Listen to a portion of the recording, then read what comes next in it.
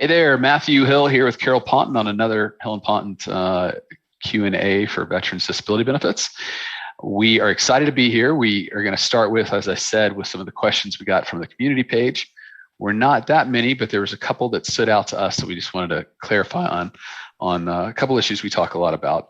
The first seems simple, but I got this wrong when I first did it. And Carol, I just want to ask, Robbie wants to know, does SMC, so special monthly compensation, does that pay in addition to 100%? Absolutely. And that's why we always go over those to see who's entitled to that, because there's an SMCK if you have erectile dysfunction.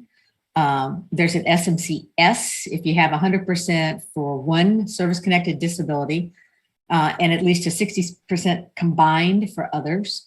There's an SMCL if you need aid and attendance, and all of those increasingly pay you more money on top of the 100% every month.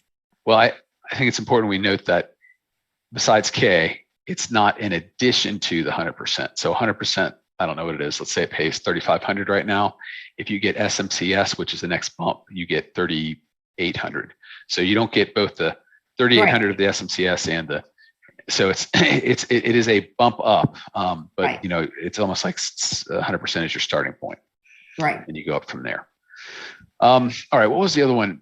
100% asked 100% P&T denied caregiver program due to disabilities not expected to continue for at least 6 months. So that was the finding of the VA, that the disabilities were not expected to continue for 6 months. This was upheld at the higher level review. MM's going to the board. Will board review caregiver appeal and disability review at the same time, or should I file separately? Frankly, the fact that and I'm sorry, there's a prior question saying that M&M's going up there because they're trying to meet the criteria for A&A. Aid and attendance. Aid and attendance, right. And so I got to tell you, we've been told that the VA doesn't know what they're doing on these yet, as far as from what you're seeing, if you've gotten caregiver appeal. So the caregiver system is handled by the Veterans Health Administration. That's what I call the brick and mortar of the VA. That's all the hospitals, the clinics, the doctors, everybody you see. That is a program that's funded through VHA. The VBA, Veterans Benefit Administration, is what we do, the veterans, getting veterans service-connected disability benefits.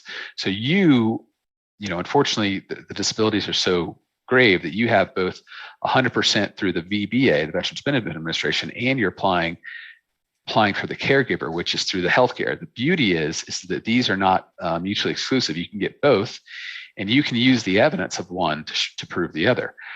As far as appealing them separately or will they be combined?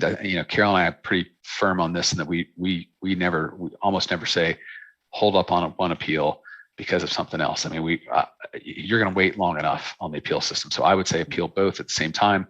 Will they be combined? I can bet you, a gold brick that the VA has no idea what they're doing. So I can't give you any advice on that, whether they combine them or not. It would seem logical. Therefore, I'd say they would not combine them. The last time we got any information, they said that first of all, the VHA didn't want them. And so they were going to give them to the VBA, and they didn't want them either, but they ended up with them. And so now they're just sitting there, as far as we know, because nobody has decided how to process and what they're going to do with them. So they're over in a corner waiting for somebody to make a move. To do something with them. Yeah. Yeah. So let's see. There's a couple other ones here. We got that. I can't say there's applied for. No, I think most of these we did last time. So we'll jump over to the current ones. See, we already got a lot. Let's see who was here first. Big time. RYV. Cheers. Good to see that. Oh man, I hope it didn't scare radio killer off. All right. Hey guys. Oh, and then we got John Hapsberger from Japan. John, you need to write us and tell us what time it is or what day it is over there. That sounds a long way away. All right, Goff. Can non-service connected disabilities be turned into service connected disabilities? Carol? Well, yes, if they are service connected. I mean, the VA is the one that determines whether they're service connected or not. But if it definitely came out of service or a service connected problem, then you should fight to get it service connected. Yeah, we find a lot of people that they will file and they'll end up giving them pension and they'll say it's non-service connected, so you're entitled to pension. But in reality, they should have been given service connection. You just have to prove it. Right. Just because they say it's non-service connected the first time doesn't mean that's it. I mean, a lot of the cases we get, the VA denies it and says this is not service connected, and that's what we have to fight for, to show that it is related to what happened in service. All right. Comwell, hello. I found in my health e-benefits my aid and attendance eval with my prior primary caregiver. I haven't filed the claim, but was told that I was denied for aid and attendance because I was awarded SMCS. Is that right? No. First of all, you were denied due process by never being informed of what was going on. That to me is the biggest problem that jumps out. And SMCS is a lower benefit than SMCL. So SMCS is the housebound and SMCL is the aid and attendance you're talking about. So that makes no sense. Right. And again, they should have notified you of both the decision, the denial, and your ability to appeal. So I wouldn't take that if you feel like you're entitled to that. No, you would write back and say, I've still not gotten a decision on my request for aid and attendance. But the problem is a lot of times the VA is not going to act unless you send in another claim. So I suggest you send in the VA 210995, a supplemental claim, and say this is an appeal of the denial or not of my aid and attendance. Or you just file for aid and attendance, and if they grant it to you, then you appeal back for the earlier effective date. So that would be a 526, right, Carol? No, because that's a new claim. If he's already filed, then he files now a supplemental. Yeah, they're just I just would fear they would reject the supplemental claim, because if you're submitting a supplemental claim, you have to have new and relevant evidence. And well, he can turn in the form that looks like wasn't turned in the first time. That was reviewed and not discussed with him. Yeah, maybe. That could work. The VA is, they don't know what form goes in. I mean, we're constantly getting, send us a 995, send us a 526. So I just send it to them to make them happy. And then they process it. All you want to do is to get them to move. I totally agree with Carol. Principal has nothing to do with what we do. We just want to get benefits and we want to get you where you are. And I think you got to take the same approach as well. I mean, they made this new AMA system, so it's going to be more fluid and easier.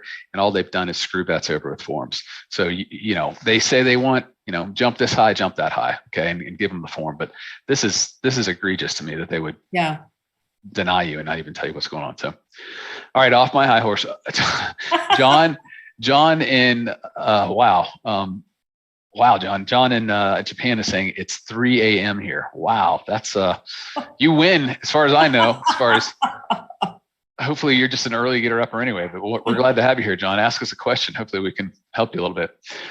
Brian L. I received a letter from the VA that they are really behind in processing claims, and this can't be good. Any idea how far backed up they are? They have no idea how far backed up they are. And I mean, they have, they are just beyond understanding how their system is backloading them, and then understanding how they need to get these prior cases, these legacy cases settled. And so we're just seeing it's kind of backing up by the month. They said they would get this out 3 weeks, and and then it's a month, and it's 3 months. The higher level review, if you get a decision, we're finding those are still, there's outliers on both sides, but we're finding those to be 3 weeks to 2 months, which if you've got a good case, hopefully you could win there. But I don't know. My higher level reviews have taken a lot longer, Matt. They don't like her. She is on their board. VA's 10 most hated list. Do not interact with this woman. She will cause you grievous pain and suffering because she will make you read the regulations.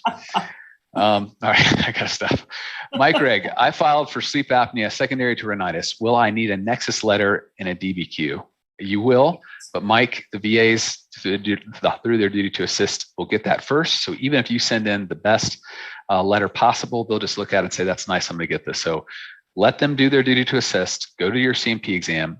If they get it right, great. That was, less work out of your pocket. If they don't, at that point, you need to get the Nexus letter, okay? Okay, Rye, afternoon, Hill and Ponton. Riv, sorry. Hope the day is well. Thank you for these always. You're welcome. Thanks for being first here. Annette, do you always have to get a Nexus letter and DBQ? Well, so Annette, I'll say this. A Nexus letter is really something that's showing that one thing's connected to the other. Typically, when we say Nexus letter, we're talking about you have current disability, something happened in service, and the two are related.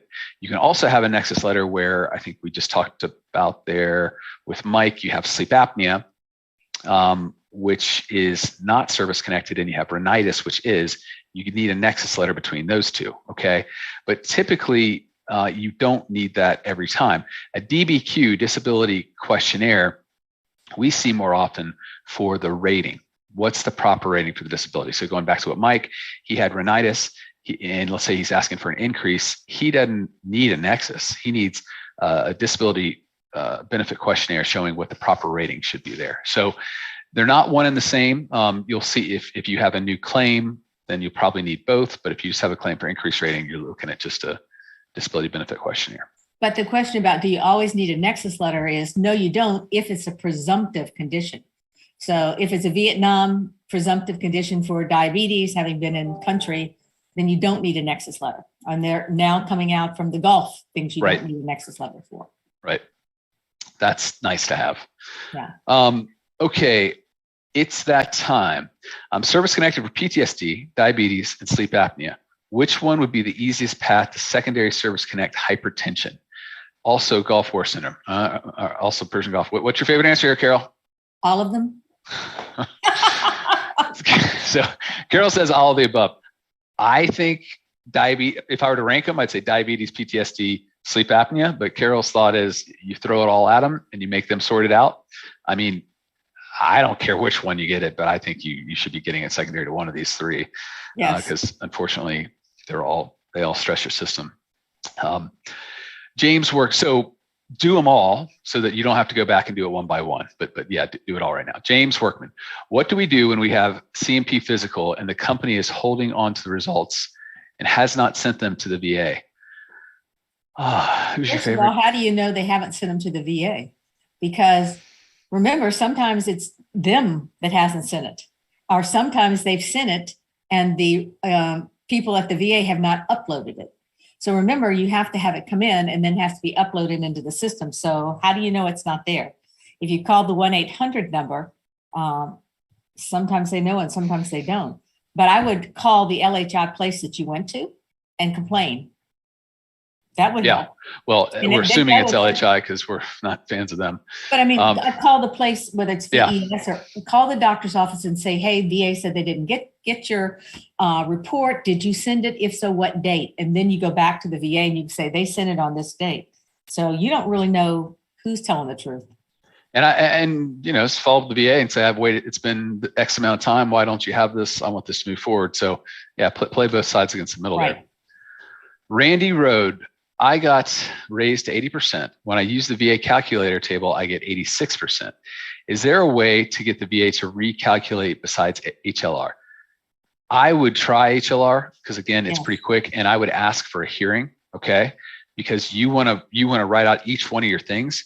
Now you've done the table, which tells me, Randy, you're smarter than I am, because their table, it's like the slide ruler thing. It drives me nuts.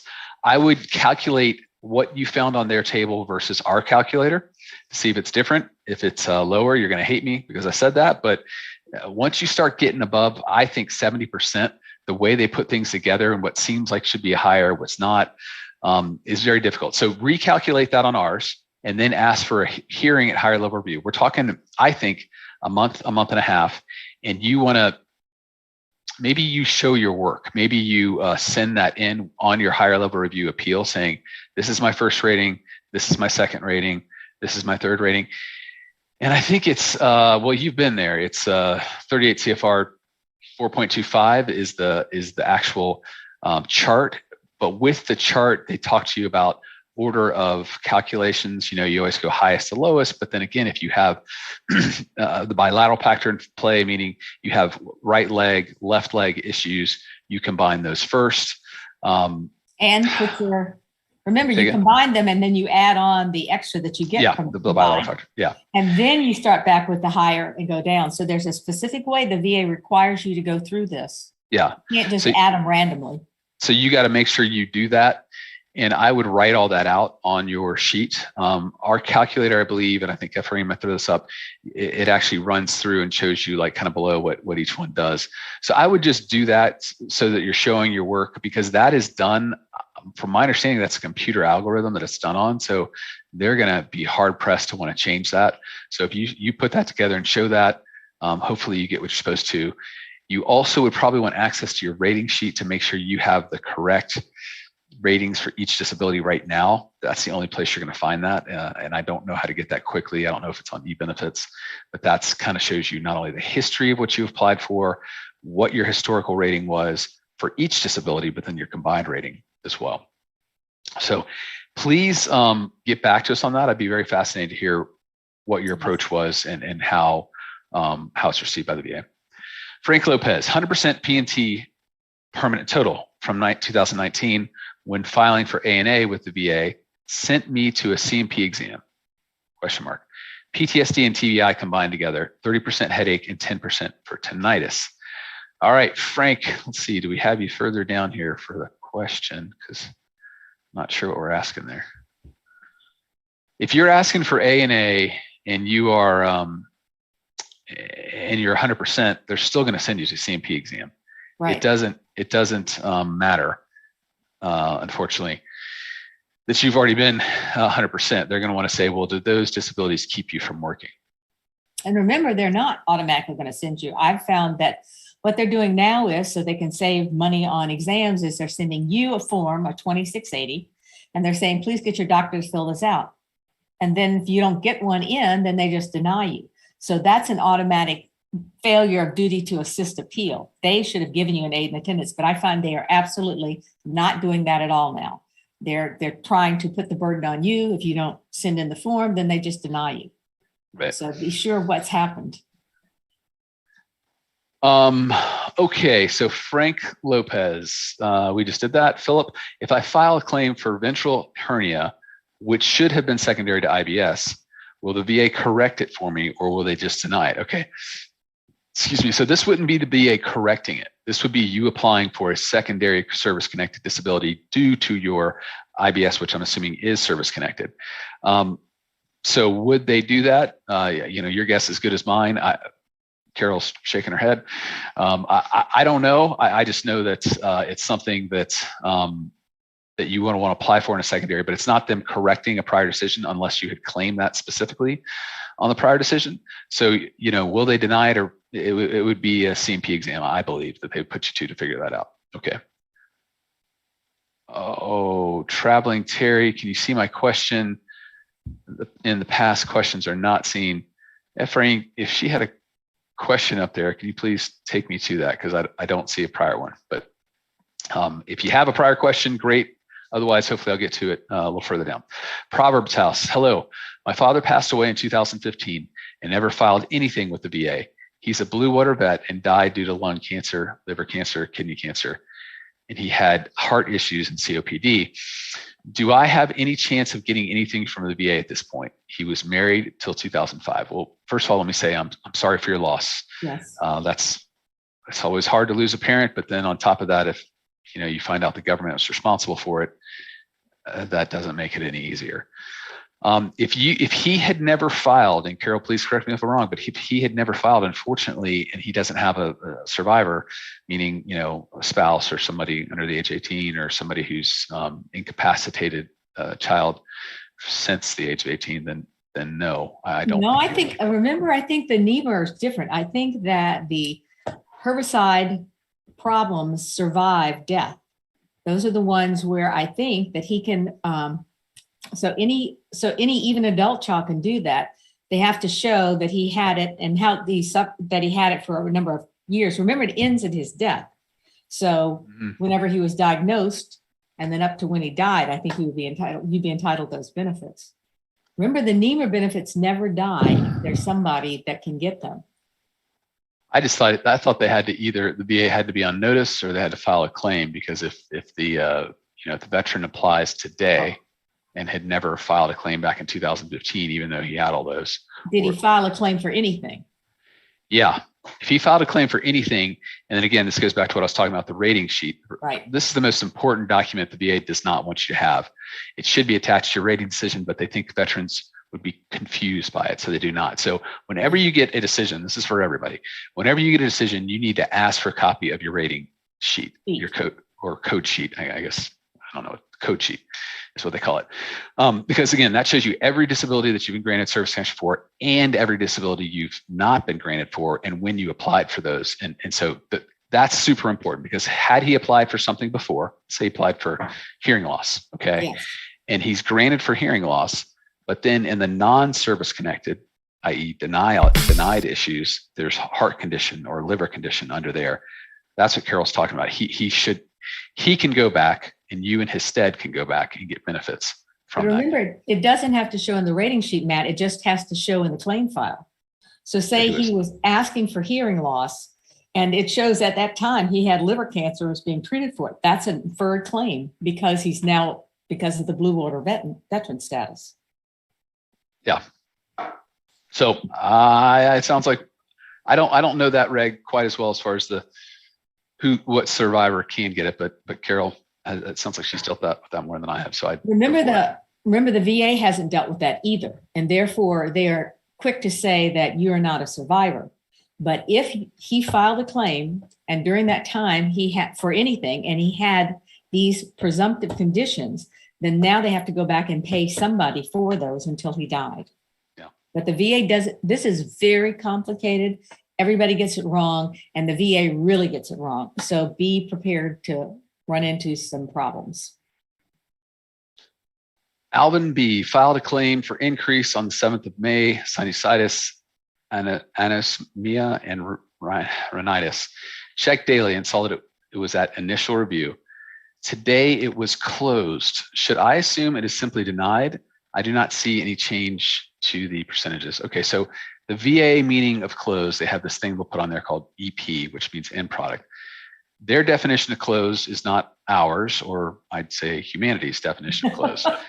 When they say closed, it's just that one person closes the file on their terminal because they've done what they're supposed to do, and then it's supposed to go on somewhere else. Okay. Sometimes the case does get closed out at that point, and that's where you need to be a hawk looking at it. Okay, because it's not supposed to, but the next person doesn't pick it up. Okay, so does it mean closed? No, it just means that person did their job on the initial review, and now it's supposed to go on to the next one. So, I mean, you seem pretty on top of it, or you're checking daily. So I'd keep checking. If after a week you don't see anything, then I would write them. They cannot close a claim. If you file a claim with the VA, they cannot close the claim willy-nilly and not tell you, okay? They have to send you a decision telling you what they did. And if they denied you, that's fine. But they have to send you a decision saying denied you, why they denied you, and what your appellate rights are, okay? So hopefully it's just, you're seeing what the normal process is, but they should not be using that word closed because it's just one more way to make things confusing.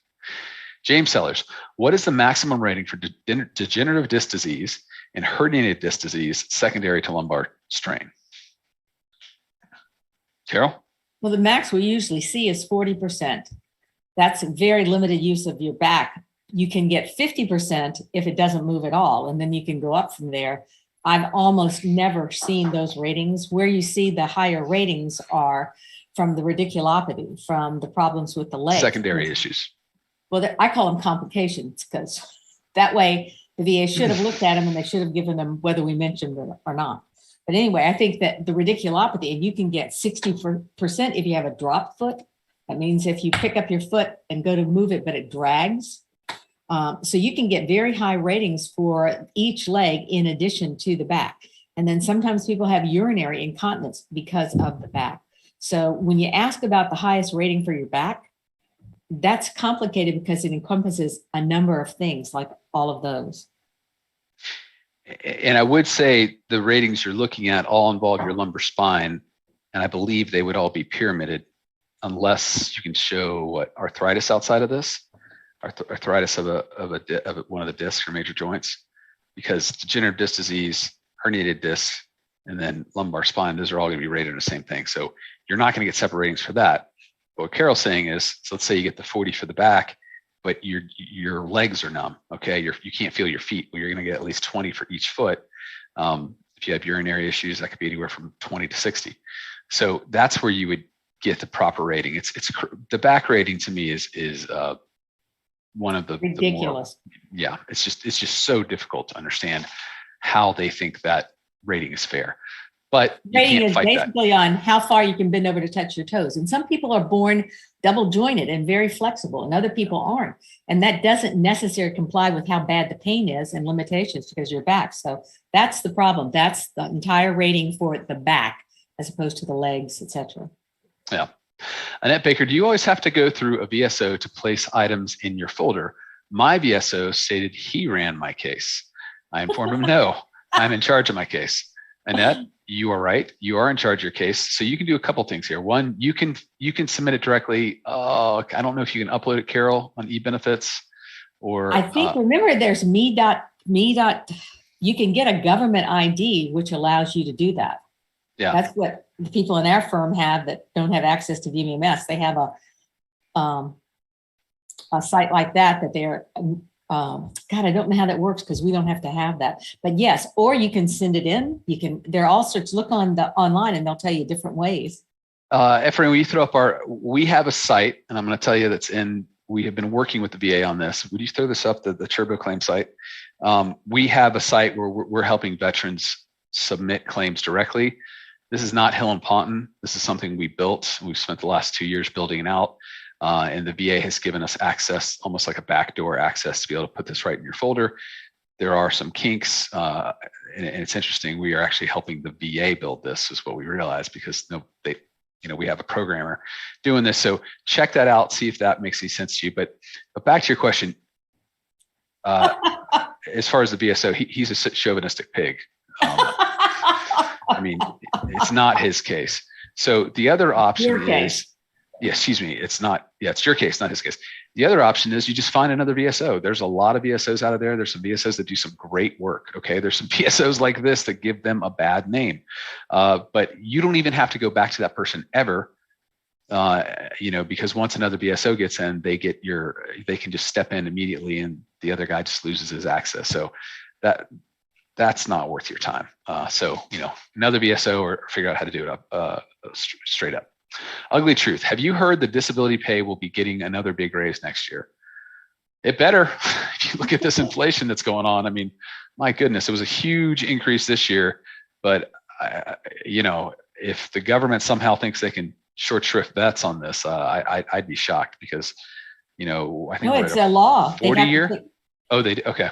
It's a law. They'd have to change the law. It's calculated by the CPI. Okay. So then it will be large. Yes.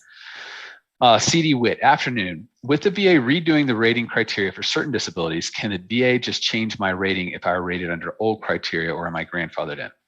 You're grandfathered in unless you come in and you say, hey, I want a new rating on my, sleep apnea, or on my, what are they doing? They're also doing mental health rating right now. Yes. So if you have a decent rating, I definitely would not go in and try to get a new one. I'd stay where you are and just keep away from the VA.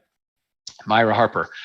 Hi, is there any reason my primary care provider would say that they don't complete DBQs, especially for a veteran who has been treated for chronic rhinitis and bronchitis over the years since returning from Iraq? I'm assuming this is a VA treating doc. I thought they said private. No, just a PPC. Oh.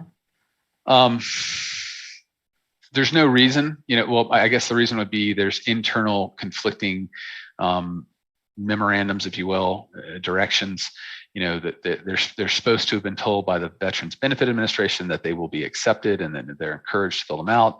The VHA says, don't waste your time. We don't want to get involved in this. If you think your person's honest, you could say, look, if you could ask somebody at the front desk or whatever, look into this, I'd like you to.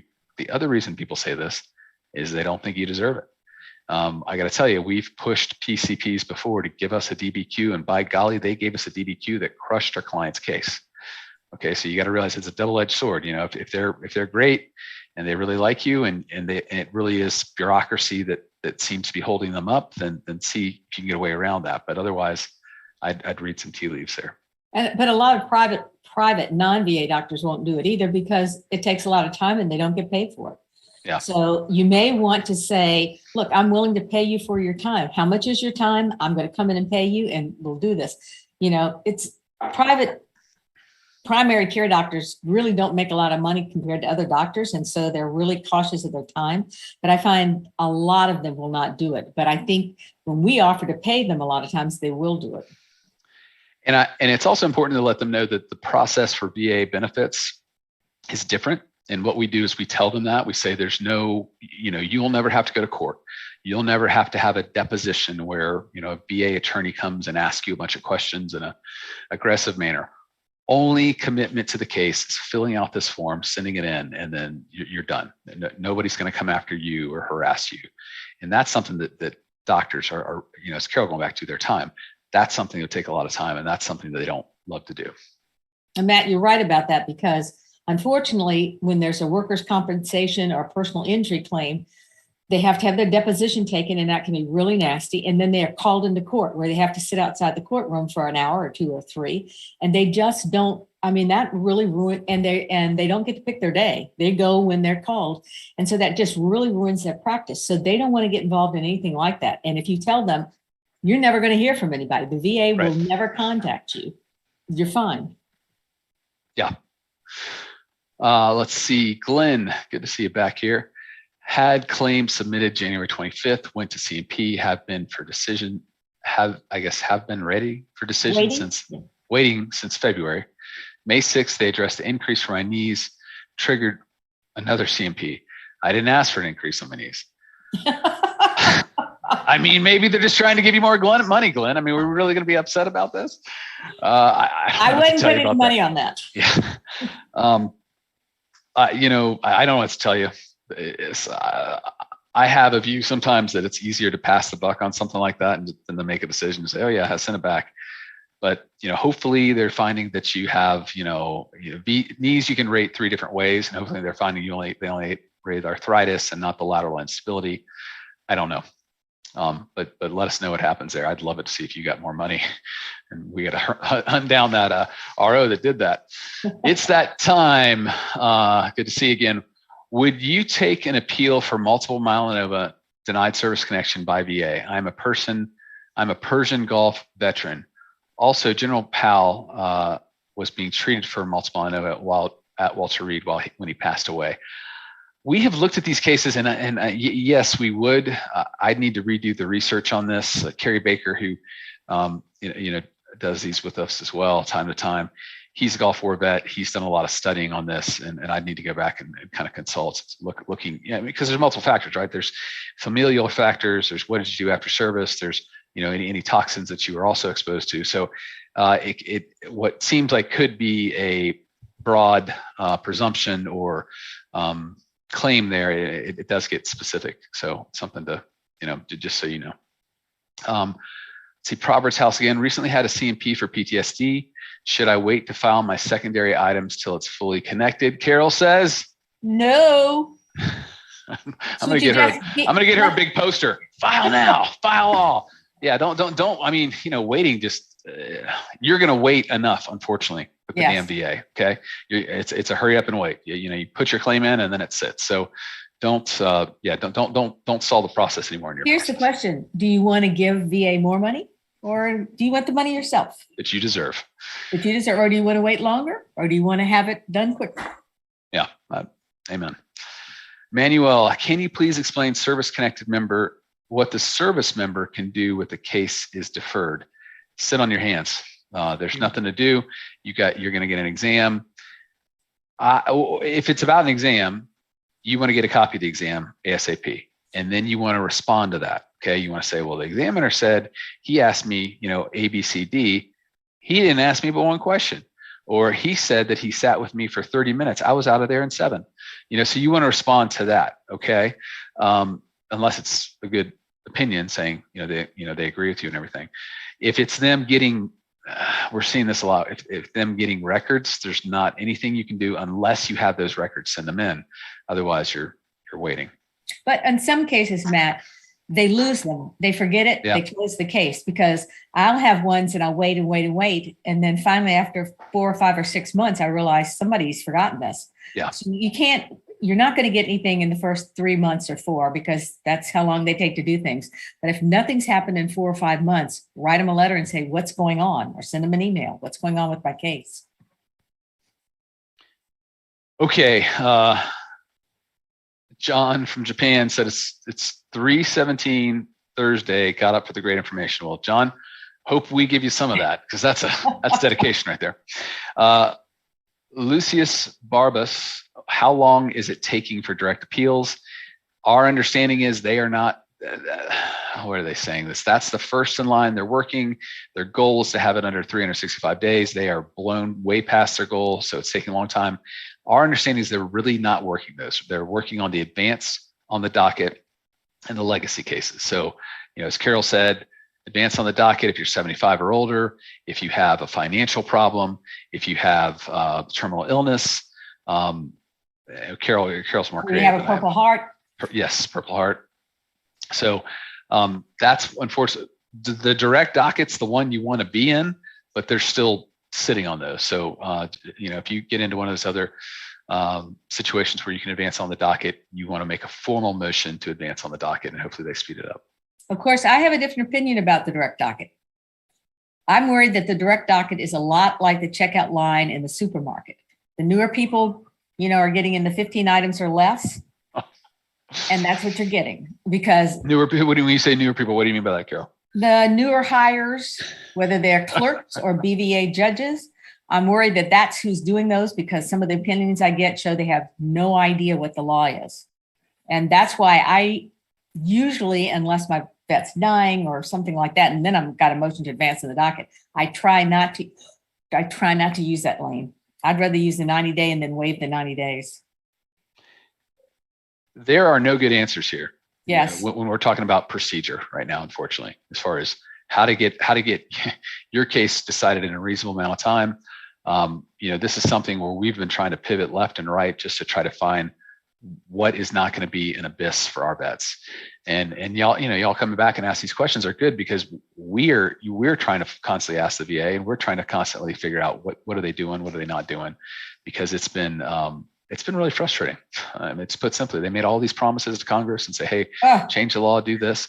And now they're just sitting on tens of thousands of cases, which will soon be hundreds of thousands of cases. So, Carol brings up a good point, because some of the decisions we've gotten from this direct lane, you'd have thought they came over from Canada, and was using their veterans laws. I mean, they just have no idea what they're doing. And so it's really frustrating.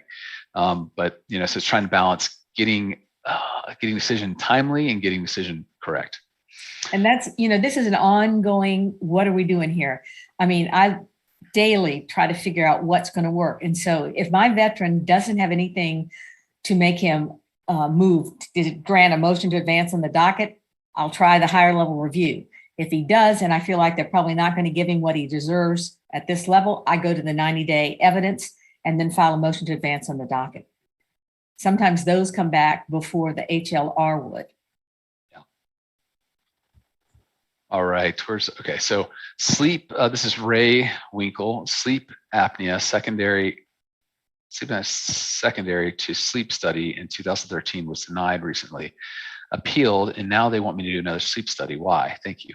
Okay. So sleep apnea, it would not be the service-connected disability would not be a secondary service connection to a sleep study. It sounds like you're trying to show that it's directly service-connected.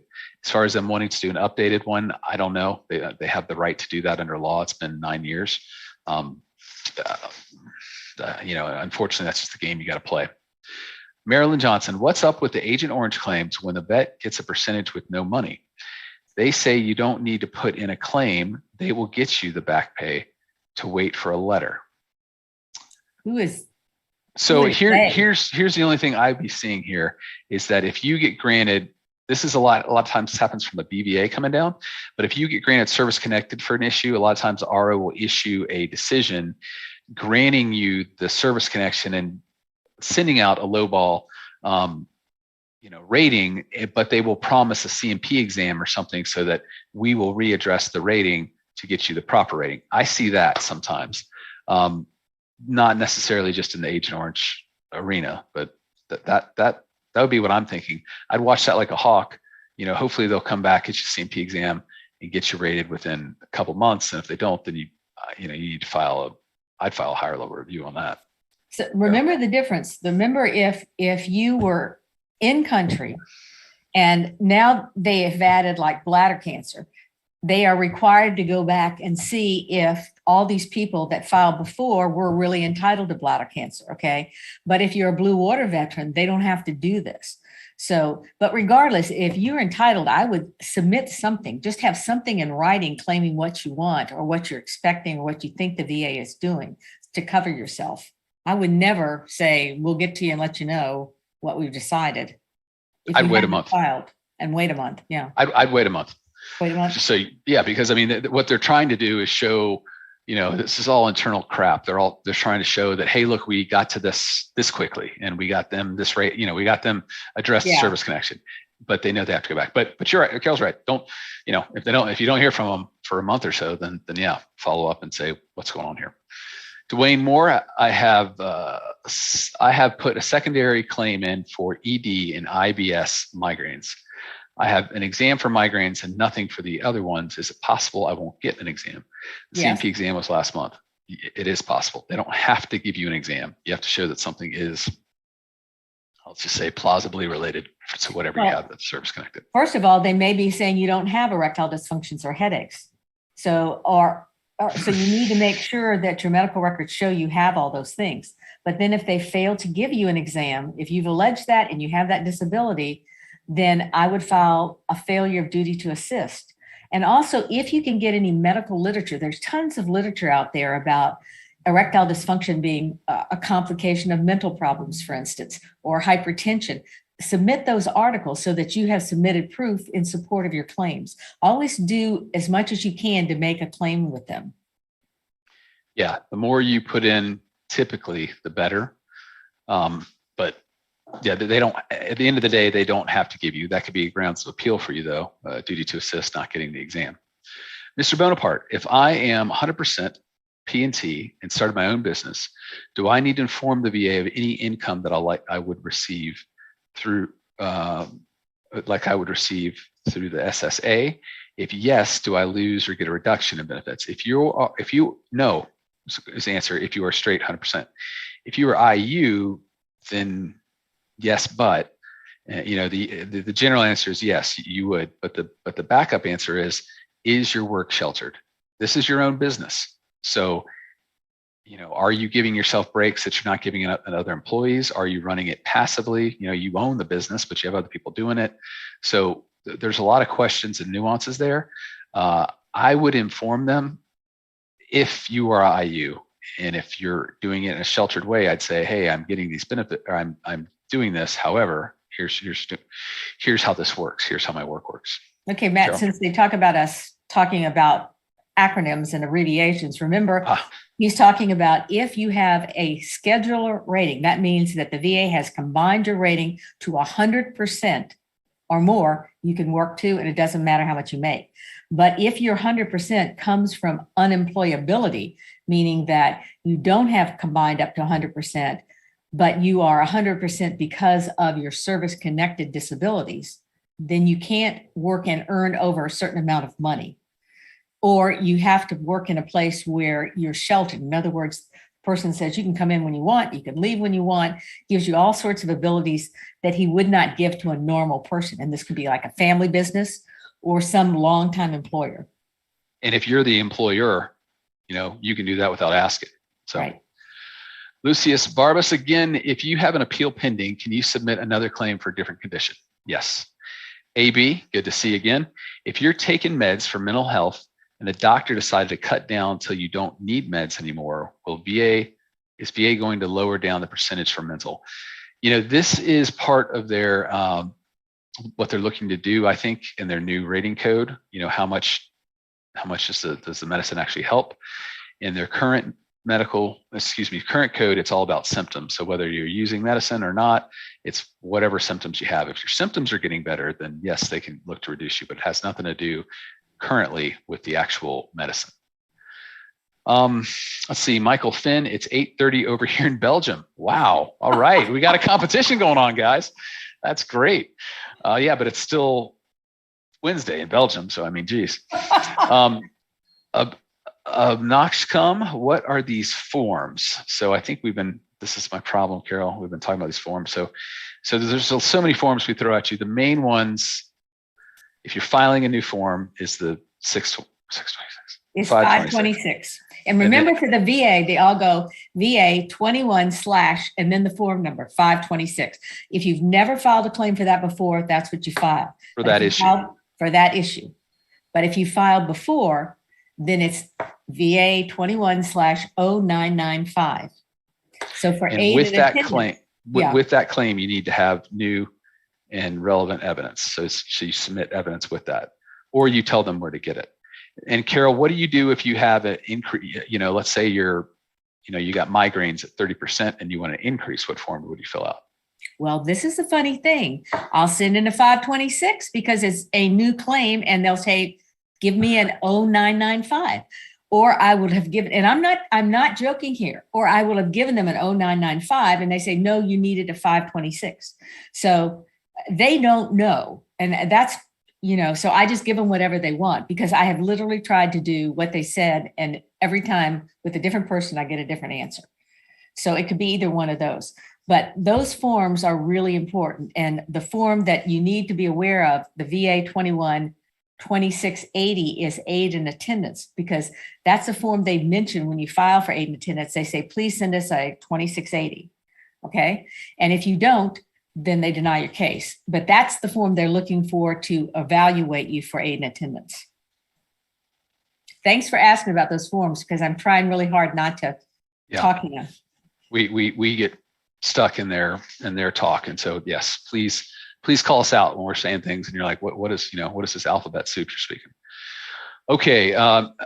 Mr. Bantam, what's the best way to get an ankle sprain service connected after being out for 20 years? The examiner states that it's less likely than not because I did not receive medical treatment since separation. I'm going to put that second part aside and go back to the first.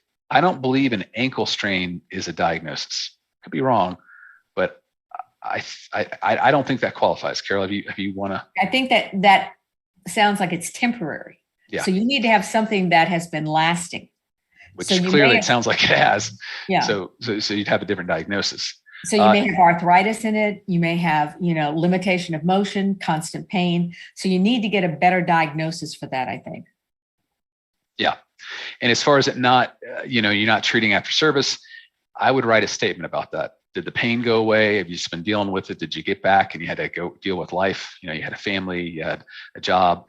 That to me is a BS reason. You didn't get medical treatment. Did you have insurance? So that's something they say that I think is kind of a throwaway. They can win a lot on that, but you need to explain what was going on in your life and go from there. And remember, they have a continuation of problems. So you can say, I've had a problem with this since service, and just describe what you've had. And if you have a witness who realized you didn't have a problem before service, but did afterwards, I definitely get a letter from them and send that in. Steve Smith, I claimed GERD related to disability under Gulf War syndrome, even though the symptoms didn't occur a few years after I was discharged. ETS. Doesn't matter if it's Gulf War. Is that going to be presumptive? You've got a diagnosis. They're going to fight you on that, but we've seen people win on GERD. And actually, I think I might screw this up. I think isn't it presumptive now? It's 38 CFR 3.117 is the regulation. Did I mess that up? 38 CFR 3.317. I'm sorry, 3.317. That's the Gulf War comp regulation. Sorry, I'm pulling this up real quick because GERD. I don't know. I don't see that in there. So it says its function. Part of this is functional gastrointestinal disorder. So, you'd have to show that it's a medically unexplained chronic multi-symptom illness that's defined by a cluster of signs or symptoms. Okay. So GERD they say, oh, well, you have a diagnosis, but can they explain it? Where did it come from? I mean, did you have that coming into service? Is it something everyone in your family has? So yeah, I think you can still get that in there. They're probably going to fight you about that with that because that's what they do. But I do think that's one you can win, Steve. Glenn, my VSO claimed flat feet, but it appears on my entrance exam, so it was denied. Specifically, the claim should be stated it was aggravated due to service. How do you correct the view VA is looking at the claim? So you can just, first thing I would say is, even if you had flat feet before service, did you enter service with flat feet that was, is that a historical diagnosis, or you literally were dealing with pain of flat feet coming in? If you're dealing with pain with flat feet coming in, then yes, aggravation is what we're looking at. Okay. If it's not, if it was just a historical diagnosis, and the one I always talk about is, a vet was a football player in high school, blew out his knee his sophomore year. Well, by the time he became a senior, his knee was fine. He entered service and he said, hey, I had this problem. That doesn't constitute, even though they're going to mark that as had ACL tear, that doesn't mean that he is, that's, I'm sorry, Carol, that is pre-existing service, that right. Disability. Okay. So that said, if nothing's said, then you go back to him and say, hey, look, this was resolved. Look on here. This was not an active problem. If it wasn't, that's good. Asymptomatic. If it was not asymptomatic, then you need to say, here's when it got worse in service and it's never gotten better. And that's what you got to walk through from there. Okay, Matt, going back to that last question, Persian Gulf War, there is a presumption to allow for presumptive service connection for functional gastrointestinal disorders, such as irritable bowel, et cetera. So. And again, that's 38 CFR 3.317. Okay, pretty complicated regulation. It's a pain in the butt, but anyway. All right, Eric Dolph, I called the VA and told them I'm not refusing the exam, but I want the DBQ to be used. Eric, for service connected increase. They would use a DBQ. They would be sent a DBQ by the VA. And so that's something you need to get, you want to get a copy of. Myra, I would also call, okay, looks like y'all have an internal conversation here. It's that time. If the VA denied you service connection for hypertension without the C&P exam, would asking for a C&P exam and completing it before the first year mark and submit the supplemental claim with C&P be a good tactic? Okay. I would, if you didn't get the exam, I would ask for a higher level review, and your whole higher level review is failure of duty to assist. And Carol's talked about this before. They seem to gravitate towards that. When they see those, that line, they look and see, and if you didn't even get an exam, especially on a secondary condition, they're probably going to send it back for that. Okay. So that's would be where you go for that. You could also file a supplemental claim instead and say your new and material. I don't know if you could do that actually. I don't think you can file, say, my new and material evidence is an exam you send me to. So I think your route of getting that exam is actually just going for a higher level review. Well, what you really need to learn, and this is what we're always trying to be attuned to, is what makes the VA act. What do they respond to and what do they don't? Higher level reviews, if you say I should have gotten an increased rating for my PTSD, you're probably not going to win. For whatever reason, those are very hard to win. If you say, I think I was entitled to an early effective date and this is why, you have a much better chance. The same with duty to assist. For whatever reason, that's on their radar. And they're going to look, if you didn't get an exam, they are most likely going to give you one. They don't want the BVA to remand the case 5 years later because of a failure of duty to assist. So these are things that they're trying not to do. So what we're trying to tell you is what we see that works every day. So I would definitely do the higher level review, just like Matt said.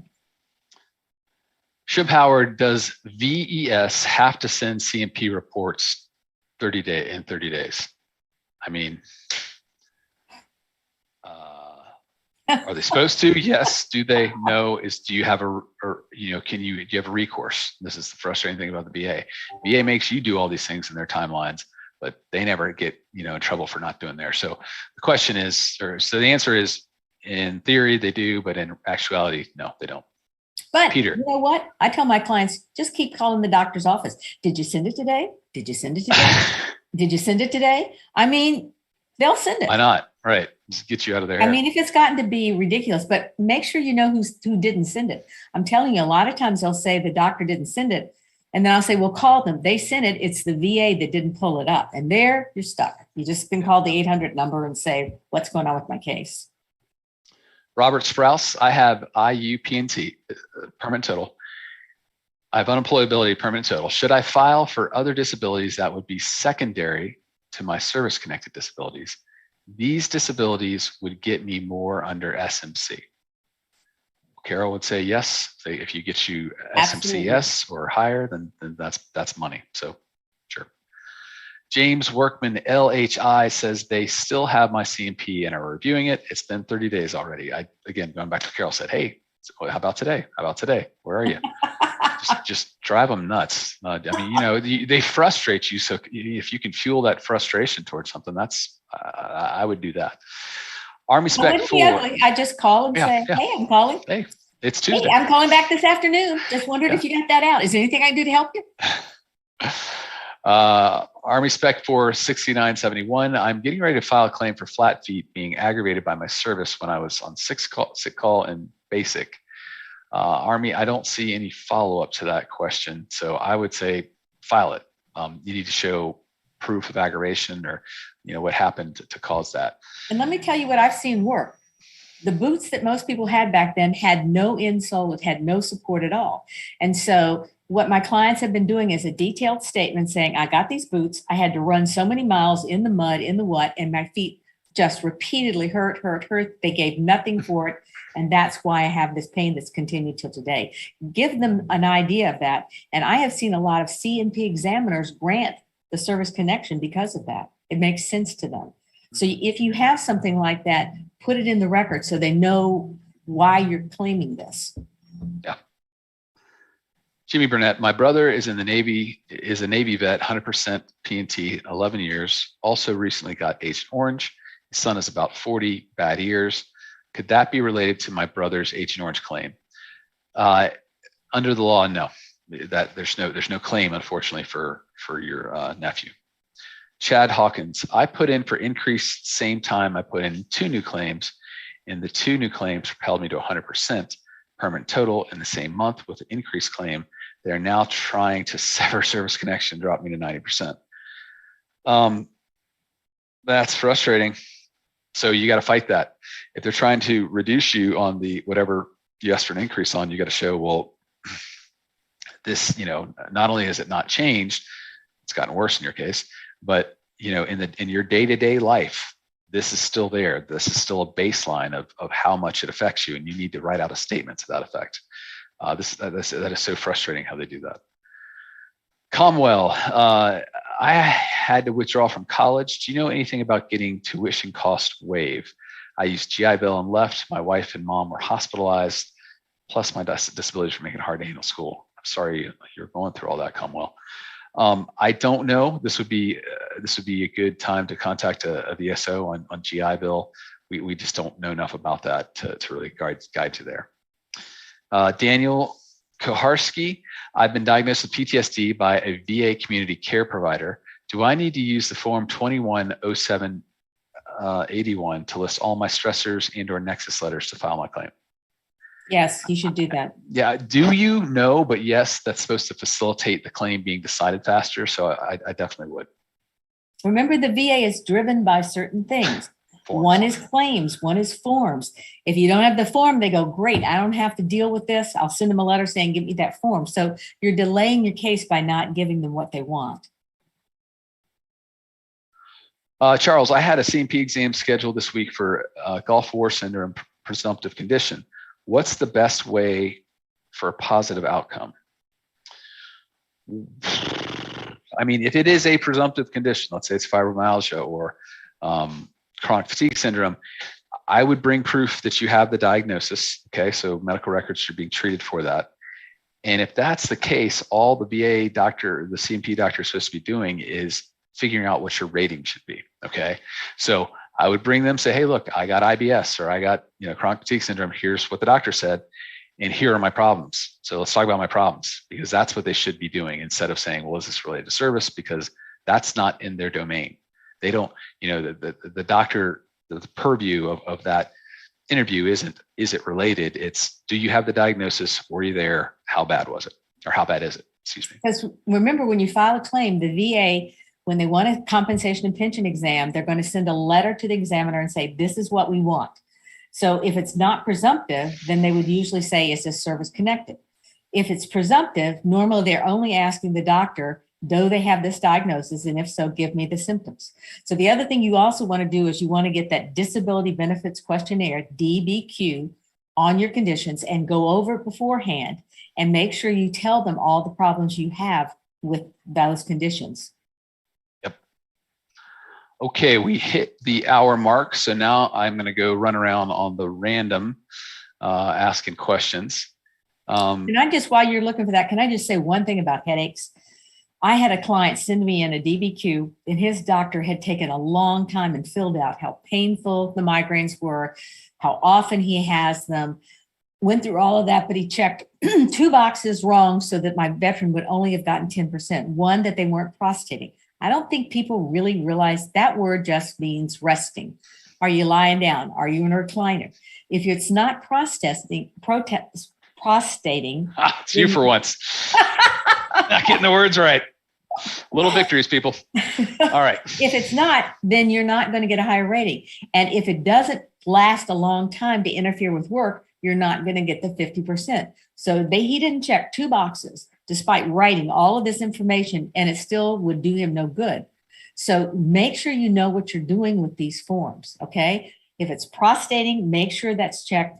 And if it lasts a long time, so it would interfere with your job, make sure that's checked as well. Those are the 2 key things. Yeah. Carol, I think of all the DBQs, that's the trickiest one. It is. Because the doctors do a great job of filling out exactly what's going on. And then there's these, 2 little pitfalls that they can fall into. And they say, that sounds awful. Let's do 10%. They say, I really want to help you. I'm going to fill this out. And they take so much time and do such a good job, and it doesn't help them at all. Well, and I would say hopefully we're helping y'all with this, but this is the more the more knowledge you have going into something, the C&P exam, or even talking to your doc, the better. And so I would encourage everyone who's going in for a C&P exam for a certain issue, they download the DBQ. Okay. Yes. And frankly, the next step above that is downloading the diagnostic code for that issue, which is, Efrain, would you throw that up? I don't have a bookmark on that right away, but there's a list of different diagnostic codes, kind of hard to follow sometimes, but it's worth just looking up, and you pair them up and you can see where the VA is going to rate them. And another example is mental health. You go through this 5 to 7 page disability benefits questionnaire, and at the end of the day, there's only one section they use to rate it. Okay, so you want to know what that is, and you want to know how that lines up, and you want to make sure you're vocal about what problems you have there. Right. Don Reddy, could you briefly go over aid and attendance? I have an upcoming surgical procedure for service-connected condition and will require me to have help on daily tasks. Carol? So remember, aid and attendance is not for a temporary situation. It's for a need for help in everyday activities because of a service-connected problem. So they're looking at things like, can you make your own meals? Can you feed yourself? Do you need help with bathing and dressing? Maybe you have peripheral neuropathy and you can't button, you can't zip. Maybe your balance off, so you can't get in and out of the tub at all, and you need help getting in and out of the shower. Do you need someone to regulate your medication because you forget to take it? You take it too much? Do you have problems remembering or going to the doctor? Those are the things that interfere with your ability to do things. Walking, are you limited so you can only walk a few feet and therefore you can't do anything for yourself? Do you need somebody to drive you because you can't walk, because you get lost? I would ask the people that you live with, the people that do things for you, what do you need help with? Because they're going to know. And that's how you prove your case. And there is a form that you need to look at, and you need to make sure that that's filled out. And the one thing that's tricky on that form is it will say, does the vet know how to handle his own finances? If that's checked no, they will find you incompetent. So you need to know what is your income and what are your monthly bills. It doesn't matter who pays them. And if you check no, frankly, it doesn't affect your ANA, whether you're, what do you call it, Carol? Whether you get it or not. Yeah, whether you get it or not. So that can be kind of tricky, because you're like, oh, if I check this, then they're going to say, I'm fine. that's not the case. That's almost a totally separate thing they sneak in there. And this is where veterans are so afraid their guns are going to be taken away. And they don't realize it's not getting a higher rating for PTSD. It's not filing claims. It's on that one little form for aid and attendance, that one little question. So if you're worried, that's in on the mental health as well, though, isn't it? Don't they sneak that in? No.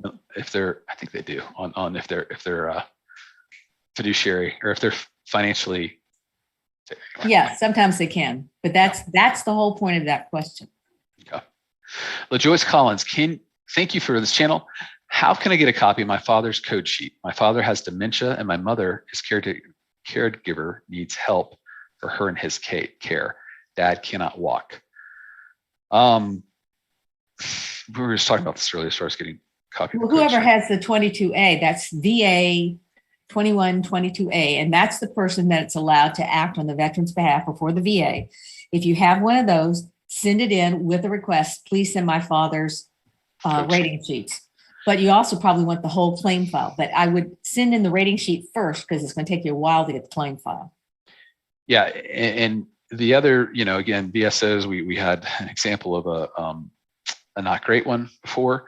But if you go to them and you have your power of attorney or whatever for your father, you can ask them for it. And a lot of times they can pull it off the computer. So that might be the fastest way. But again, you want to work with somebody that you find worth working with. Myra Harper, in response to that, as far as the VSO conversation prior, I'd fire that VSO. So we got a chorus here. Traveling Terry. All right. Looks like we finally got your question. I have a 30-year-old protected rating for 30% on knee instability. That's 5257 is the diagnostic code. Can I also get a separate rating for pain on flexion at 10%? I didn't hear what. Yeah, he had a 30% for what?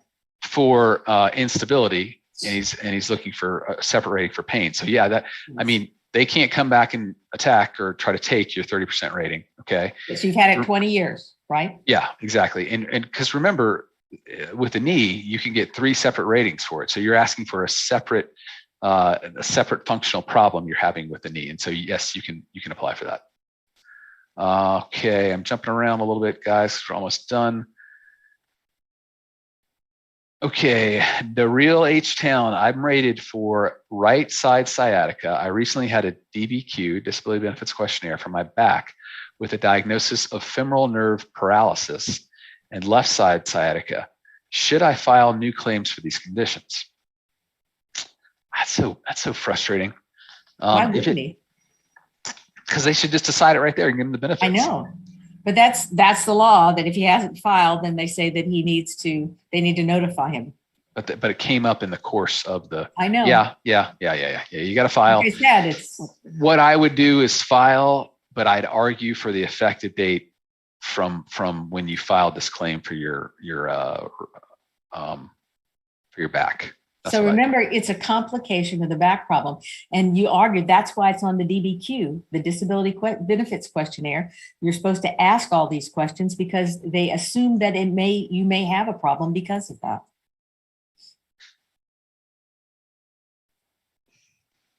All right. So Jason, I just had a C&P Monday, went through QTC. I think it went terrible because he had a hard time getting ready. QTC is just the name of with the C&P exams, the VAs shop these out. They're not done by VA doctors. They're done by several contractors, and QTC is one of those. It went terrible because he had a hard time getting there. He was really slow typing up a response. At the end, he answered a question for me. He also interrupted me. Hardly anything was told to me to answer.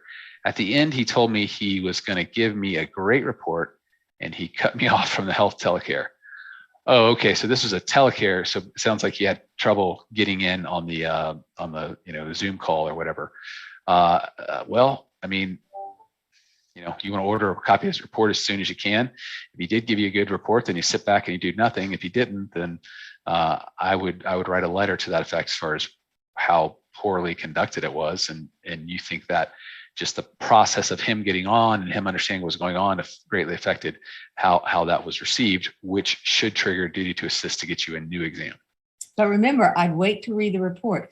I've had so many clients say, my doctor was great. He spent time with me. He said he was really going to help me. And it's horrible. The exam just takes your breath away. It's so bad. And others like this, where they felt like they weren't heard and the exam is very good for them. So that's the crazy thing. You can't tell until you read what they have to say. Combat Craig, good to see you in the house. Hey, Combat Craig. Maggie says, how do I get my fiduciary to pay me? I still haven't been paid this month, and Fiduciary Hub and Regional Fiduciary is no help. I don't know. I hate fiduciaries because there's these professional accountants, or not even accountants typically, and they get to take a percentage of your money. I would, I'd file at the general, what is it, IG, Mom? What is it?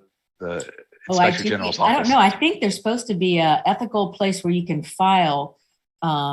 First, I called the VA and asked, I have a fiduciary that's not paying me. Who do I contact? And they may be able to give you a direct link up there. I've never, like Matt, I try to never get my clients to have a fiduciary unless there's just no way. Okay, let's do one or two more. Hobby, I had a concussion in '93 listed in active duty medical records. Been having dizzy spells, already at 30% for headaches and 10% for tinnitus. Should I file for TDIU? TBI, excuse me, traumatic brain injury. My answer would be yes, because if you were rated back in the 90s, and frankly, I think through the mid-aughts of the 2000s, they were only rating that for 10%. So you should definitely file. The dizziness is not covered, in my opinion, under the headaches. It's not covered under the headaches. That's not in their diagnostic code. So you definitely need to file and go from there. All right. Oh, and this is HK Lord. We're going to end here. Waiting for months now after C&P for migraines. Should I continue submitting logs each month that I've been waiting to keep the current? Yeah, you just keep on submitting away and away and away, and because it's still happening.